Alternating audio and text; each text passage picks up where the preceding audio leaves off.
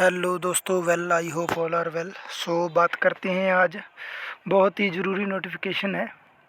ये जो मैं वीडियो रिकॉर्ड कर रहा हूँ, इसकी लैंग्वेज हिंदी ही रहेगी, ठीक है जी।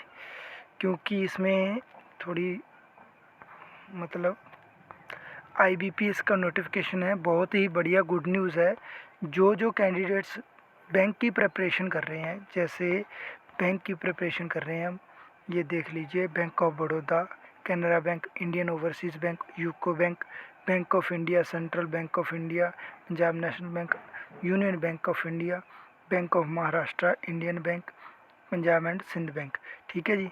इनके लिए जो है ये नोटिफिकेशन निकला है इनके ऑफिसर्स के लिए, जो पीओ होते हैं, जो प्रोबेशनरी ऑफिसर्स होते हैं, जो 2 साल के लिए, इनका मतलब 2-3 साल के लिए ये एज ए पीओ रहते हैं। उसके बाद ये प्रमोट होके असिस्टेंट मैनेजर बन जाते हैं, और उसके बाद प्रमोट होके ये मैनेजर बन जाते हैं, यानी कि ये ऑफिसर सीधे ही ऑफिसर पॉइंट होते हैं, ठीक है जी। इनका जो हम ज़रूरी जिस पे बात करते हैं, बाकी नोटिफिकेशन है वो तो ठीक है, लेकिन जो बहुत ही ज़रूरी बात है उसमें मैं आपको बात बताना चाहता हूँ। बात करते हैं, जो इसकी ऑनलाइन जो है, ऑनलाइन फॉर्म फिल करने की डेट जो है वो कल से शुरू हो जाएगी। 20/10/2021 से 20 अक्टूबर से कल से शुरू हो जाएगी, और 10 नवंबर तक ये चलेगी, ठीक है जी। पेमेंट के लिए भी सेम डेट है, ठीक है जी। और आगे बात करते हैं, जो एससी एसटी कैंडिडेट्स होते हैं, वो प्री एग्ज़ाम ट्रेनिंग के लिए ज़्यादा बोलते हैं, मतलब उनके लिए ऑप्शन होता है, सभी के लिए ऑप्शन होता है, लेकिन वो ज़्यादा ट्रेनिंग लेते हैं क्योंकि उनके पास थोड़ी मतलब हो जाती है फाइनेंशियल प्रॉब्लम। वो सरकार जो सर बैंक की तरफ से ये ट्रेनिंग दी जाती है एग्ज़ाम के लिए, एग्ज़ाम को कैसे करना है, ठीक है जी। उसके लिए जो ट्रेनिंग जाती है, उसके लिए प्री एग्ज़ाम ट्रेनिंग के लिए नवंबर में हो जाएगी। प्री एग्ज़ाम ट्रेनिंग कोई भी डेट आ सकती है, नवंबर दिसंबर के अंदर अंदर ये प्री एग्ज़ाम ट्रेनिंग हो सकती है, ठीक है जी। और प्रीलिमिनरी एग्ज़ाम जो है वो दिसंबर में, नवंबर के एंड में, और जहाँ दिसंबर के फर्स्ट वीक में जो इसके नोटिफिकेशन आ जाएंगे। और 14/12/2021 और 11/12/2021, ठीक है। 4/12/2021, यानी कि 4 दिसंबर और 11 दिसंबर, इनका कुछ मतलब सिस्टम होता है। 4 दिसंबर एक डेट है और 11 दिसंबर एक डेट है। इन 2 डेट्स को टेंटिवली, हालात अच्छे रहे परमात्मा की कृपा से, तो हालात अच्छे रहे तो मतलब भी प्री एग्ज़ाम हो जाएगा। जो फर्स्ट एग्ज़ाम होता है, प्री एग्ज़ाम होता है, इसमें स्पीड और एक्यूरेसी की ज़रूरत होती है, ठीक है जी। और उसके बाद मेंस एग्ज़ाम होगा। जो मेंस एग्ज़ाम होता है उसकी डेट है जनवरी 2022, जनवरी 2022 में वो हो जाएगा, ठीक है जी। और फिर date of call letter for interview फरवरी में हो जाएगा इंटरव्यू, ठीक है जी। और इंटरव्यू कंडक्ट हो जाएगा फरवरी के एंड में, और मार्च के फर्स्ट और सेकंड वीक के अंदर अंदर, मतलब टेंटिव डेट दी जाती है। ऐसे मतलब क्लियर डेट नहीं दी जाती, मतलब टेंटिव डेट होती है, मतलब इसके अंदर अंदर, इस मंथ के अंदर अंदर ये हो जाएगा, ठीक है जी। और प्रोविज़नल अलॉटमेंट, यानी कि जो स्टेशंस मिलेंगी, जैसे ब्रांचेस मिलेंगी, किसको कौन सी ब्रांच मिलेगी, इसका अप्रैल में डिसाइड हो जाएगा, और अप्रैल के एंड तक आप ज्वाइन कर लोगे, ठीक है जी। अब एलिजिबिलिटी क्राइटेरिया की बात करते हैं, तो मैं सीधी सीधी बातें बताना चाहता हूँ, ज़्यादा नोटिफिकेशन पढ़ेंगे तो वीडियो बहुत लंबी हो जाएगी भाई साहब।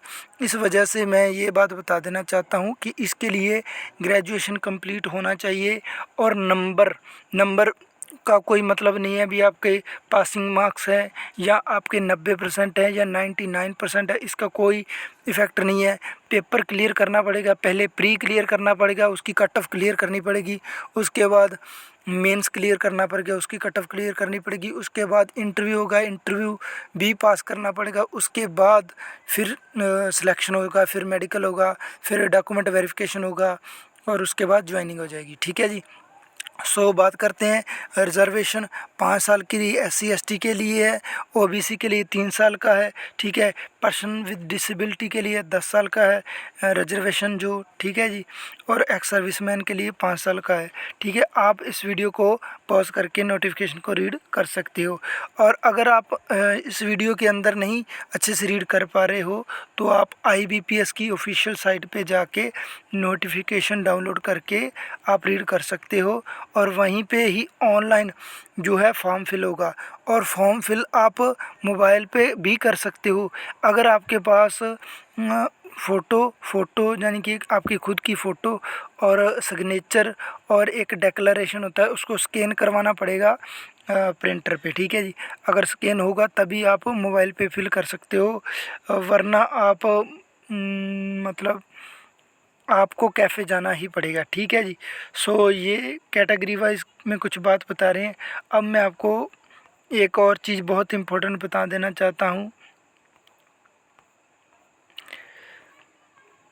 हाँ, ये देखिए इसमें क्या होता है, ये देखिए ये प्री प्री का सिलेबस है, ये सारा प्री का सिलेबस है। इंग्लिश लैंग्वेज 30 नंबर की 30 मार्क्स के लिए, ठीक है। 30 क्वेश्चन 30 मार्क्स के लिए, ठीक है। क्वांटिटिव एप्टीट्यूड यानी कि मैथ, ठीक है, न्यूमेरिकल एबिलिटी जिसे बोलते हैं, ये 35 में से 35, और रीजनिंग 35 में से 35 की रीजनिंग, 35 का मैथ और 30 की इंग्लिश, यानी कि 100 नंबर हो गए। और तीनों के लिए 20-20 मिनट दिए जाएंगे, ठीक है जी। ये होगा प्री का सिलेबस। और मेंस का सिलेबस आप देख रहे हो। रीजनिंग कंप्यूटर 45 क्वेश्चन और 60 मार्क्स के, और journal GK banking economy awareness, और इसके लिए 40 में से 40, ठीक है जी। टाइम मिल गया इसमें 35 मिनट। सबसे ज़्यादा वेटेज और टाइम मिलता है रीजनिंग के लिए। रीजनिंग और कंप्यूटर बढ़िया हो, और रीजनिंग ही प्री निकलवाती है और रीजनिंग ही मेन निकलवाती है। ये दोनों चीज़ रीजनिंग ही निकलवाती है। लेकिन ज़रूरत तो हर चीज़ की है, क्योंकि IBPS में सेक्शनल कट ऑफ जाता है, ठीक है जी।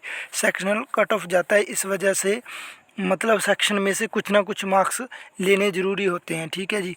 और इंग्लिश लैंग्वेज 35 क्वेश्चन होंगे, मैक्सिमम मार्क्स 40 होंगे, ठीक है जी। और 40 मिनट का टाइम मिलेगा, ठीक है जी। और डाटा एनालिसिस एंड इंटरप्रिटेशन यानी कि DI की बात कर रहे हैं। DI में 35 क्वेश्चन होंगे, 60 मार्क्स के लिए होंगे, ठीक है। और 45 मिनट्स होंगे, ठीक है। टोटल तीन घंटे का एग्ज़ाम होगा। मेंस में कोई दिक्कत नहीं है, चक्कर सारा प्री का है। जो प्री क्लियर कर जाएगा वो मेंस क्लियर करने की एबिलिटी है उसमें, बस उसको थोड़ा सा फोकस करना है GK और करंट अफेयर पे। 6 मंथ लास्ट 6 से 8 मंथ का मतलब करंट अफेयर करना है, उससे काम चल जाएगा। और DI आनी चाहिए बहुत बढ़िया अच्छी।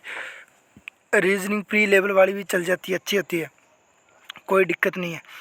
और ये थी बात सिलेबस की। अब बात करते हैं वैकेंसीज़ की कि कितनी वैकेंसीज़ आई हैं। सो बात करते हैं वैकेंसीज़ की। सो 1 minute please, I will show you.